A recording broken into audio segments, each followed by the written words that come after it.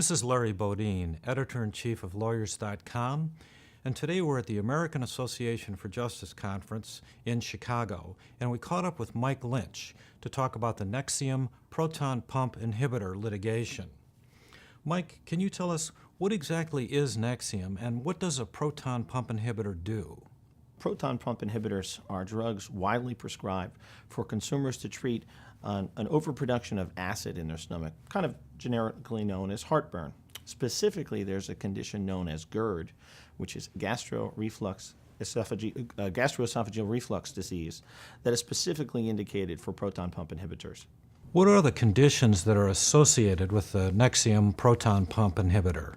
Well, the problem with these PPI drugs is that long-term use of these products have been shown to cause fractures. Now, what that really means is that their bones are breaking due to the problems that are associated with an inability to absorb calcium after long-term use. Some folks, unfortunately, take either Prilosec or Nexium every single day of their life, and that's really one of the big issues, is that chronic usage was never intended for these products.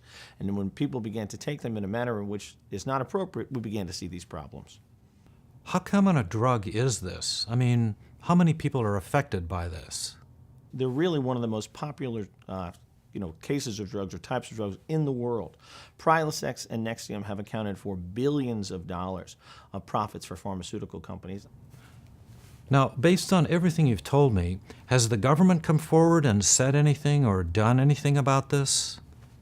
In May 2010, the FDA issued a warning that chronic usage of these types of proton pump inhibitors, such as Nexium or Prilosec, cause these fractures. Now, they had an additional warning that was on the label.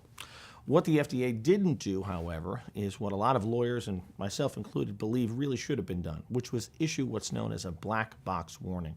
And I'll explain to you what that is. So a black box warning is the strongest warning that a drug can have.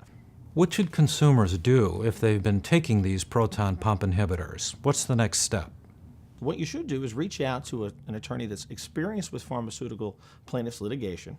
Ask that they do it on a contingency basis. That means no upfront money and that the client owes nothing to the attorney if the case is not successful. That's really the way to go. Thank you. In Chicago, this is Larry Bodine, Editor-in-Chief for the Lawyers.com channel.